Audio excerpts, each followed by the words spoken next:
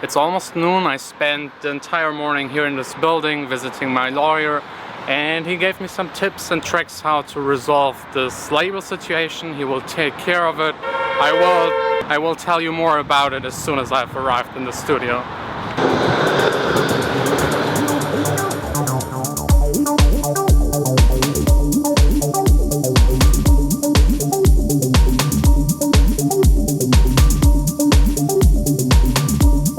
You know, as much as I love being in the studio when the weather is so nice as today, it makes it a tiny bit harder than usually. It's really crazy warm outside. So first of all, thanks a lot to all of you. There were so many nice comments, suggestions and support underneath the video 2 days ago where I was talking about the labels and the labels not paying me. This support is just amazing. This is really what keeps me going. It motivates me a whole lot more than you can ever imagine. So I will definitely do everything to keep up the videos and do everything to, of course, also keep up with my music. So of course the first thing I have to make sure is to have an income. The labels are not paying me. The lawyer told me I did the right thing, writing all of them and giving them just 10 days time to send me the statements that are missing, and then go from there. He told me he will take care of the ones that don't answer, but there's a big downside. Most of these labels are sitting abroad and it's way harder to get statements and the money from them, or even in the worst case having to go to court. It's almost impossible or way too expensive for this little amount of money. The lawyer is a really nice young guy. He's hungry, he wants to help me, and he's even kind of doing it for free. He will get a commission for whatever the labels will pay me, but this way I don't have to pay anything in advance, which wouldn't be possible for me. So he's now taking care of all of it. He told me just relax, I will do it for you, and we will speak in a month again. I now have to stay positive, just do my thing, make my music, finish my tracks, start new projects, and just try and figure out methods how to make money, steady income as an artist, because relying on the labels is something I will never ever do again. And I think the first step is to do a Patreon account. I will still wait 1 or 2 more weeks. I have a meeting on Monday with my bank. I will see how serious it really is, if they can still give me a little bit more time, because relying on your money, and most of you are probably in a similar situation, is something that I will try to avoid by all costs. It's also something I'm proud of. I want to make it myself. I want to be able to sustain my living with making my music. And just in the worst case, I will open up this account and then let's see what happens. So first I will try out a lot of other ways and options that I have. Let's go really quickly through them and let me know what you think about them. So as you might remember, I started this Accents music business thing. I also have a new folder for it that will go right there where all of my documents are. And this one will be the Accents folder with all of the receipts and tax kind of things. So Accents, there it is. That's the new company that I founded, just to be able to offer mixing and mastering that would otherwise not really be possible. That's some stupid German tax artists kind of thing that I explained in another video. Option 2 is definitely getting more gigs. That's something where you can make quite a lot of money in a short amount of time. Playing gigs is something that I really love. It's just not that easy to get them. There are so many DJs out there. So I will now in the next couple of weeks just get in contact with promoters, club owners, and see what happens. And the third option would be like merchandising. I don't know if it will work for my things, but if you're playing in a band, merchandising might be your biggest income. If you play a lot of gigs and you can sell shirts or other small nice things that the people like to buy and also support you, I think that could be something for the future. Not really right now, because I think most people that might be interested in a t-shirt are living all over the world, and just sending the stuff there might be too complicated, too expensive. But I will think about that. Let me know what you think about the merchandising idea and what kind of things I could offer. And I think still, although the labels didn't pay, I will just focus on the positive, keep on making my music, keep on releasing tracks, and just hope for the best with the next labels. And it's not that all of the labels that I've worked with in the past didn't pay, it's just like 2/3 of them that never paid. So yeah, I just will have to be more careful with signing label contracts, make sure that I have a good feeling about the people, and maybe also in advance ask other artists that release on the label if they ever got paid. Giving mixing and mastering lessons, doing mixing and mastering for other people, doing feedbacks for tracks, and all these kind of things will be all made throughout Patreon once I will start the site.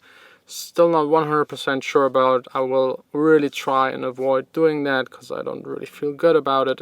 It's nice to know that you all care so much for me and that you want to support me, but I'd much rather prefer not being in the position to need this kind of support. But it's still so amazing to know that if I need the support, that you're there for me. I definitely think at one point you just have to draw the line, forget about everything that is above it, and just start fresh. That's exactly what I will do now. Just forget about the past, focus on the future, work here in the studio even more, take care of my business things, make my music, try to find better labels, and just advance and hopefully being able to laugh about the situation in a year or maybe 2 years.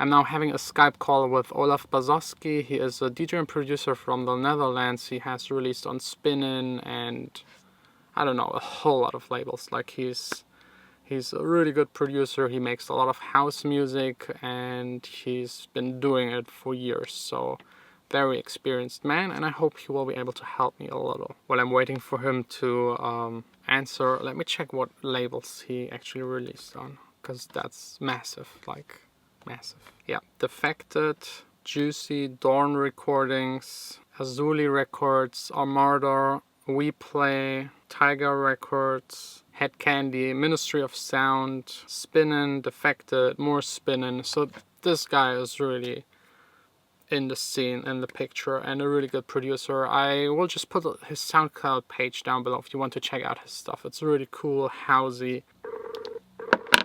Big fan of his. Hey man. Hey. How are you? I'm alright, you? Me too. Let me check if I can get the video thing running. Hey. You can see me? Yeah. It's fine, it's fine. There's a little delay, but it's cool. Nice to hear your voice. I already know your voice from your tutorials. Ah, okay. I already know your face from YouTube. Yeah. Hey, that's going pretty fast, isn't it? Your yes. subscribers. Yes. It's. Did you buy them or did you? No. I never buy it. I never even asked anyone to subscribe. I'm just doing my thing. Wow, man. So what's the problem? Yeah. Talk to you soon. Bye. Cheers. Bye. Bye.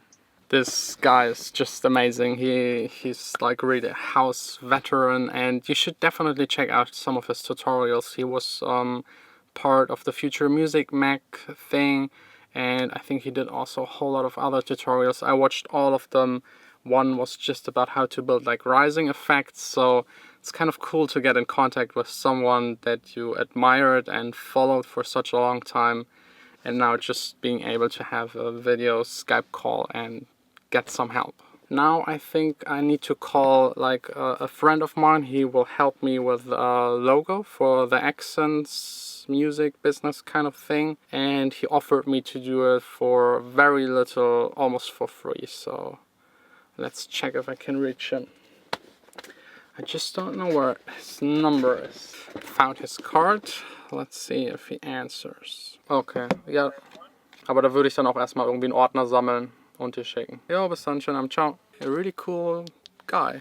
And he told me he will help me. I need like a logo and a website, so that you guys know what this Accents music thing is actually all about. But it will be for now just the mixing and mastering, and I'm thinking like offering for other people to use this space to make music in the time where I'm not here. And also Justus, the guy that was here in the recording session, wants to be involved. He also has a studio that you might be able to rent, and he's also doing mixing, mastering, and he's also still doing ghost productions. By the way, one little quick tip for all of the producers out there: if you have a Logic file that is just getting bigger and bigger and bigger, and you change the track and change it all over again, the file size will get bigger because you add samples, you add instruments and everything. But there is a little function to kind of erase everything that you actually don't use for the track. This way it will just free up a lot of hard drive space. You just click on File, then onto Project, and cleaning up the project. Then this little window pops up where you can select what you actually want to delete, and then you just press OK. This way a Logic project file gets reduced from 5 point something gigabytes to 1.5 gigabytes, which is just a big difference if you do that on 10, 20 tracks that are on your hard drive.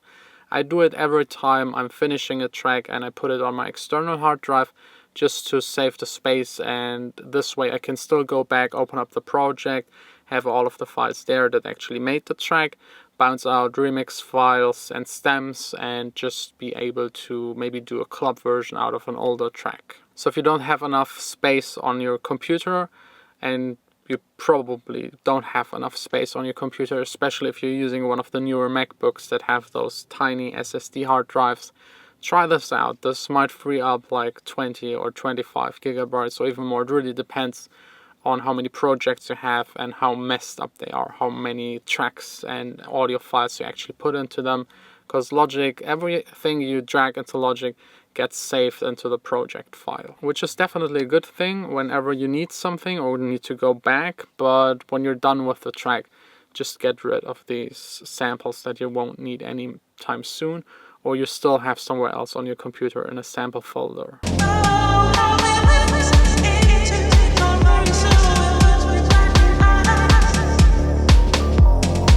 It's already almost 8. I'm done with work. Really nice, successful day. Just on my way back home. Really quick back at home just to get changed. In 20 minutes some of my friends will pick me up. They saw my video and told me I should just get wasted with them. They are inviting me and supporting me. And I really have to say this entire video today is a really good example of support. You know, my lawyer supported me. He's doing it in a way he usually doesn't do it for anyone else. Olaf supported me with his advice. I got support by the guys doing the website and the logo for almost for free. I get support by my friends for tonight, going out and just forgetting about this. My girlfriend is of course supporting me throughout this entire thing, my parents, and of course also you, by knowing that other people are watching and following my journey and helping me with leaving nice comments, or maybe also in the future support me on Patreon, is really something amazing. It really feels like the wind in my back that is pushing me, giving me a direction and really helping me to succeed with my music. So from the bottom of my heart, thanks a lot. Now it's time to go out and just drink. My computer just shut down for no reason. Okay, it's working again. No, it's not. If this thing breaks, I'm done. That's it. Without the computer, over.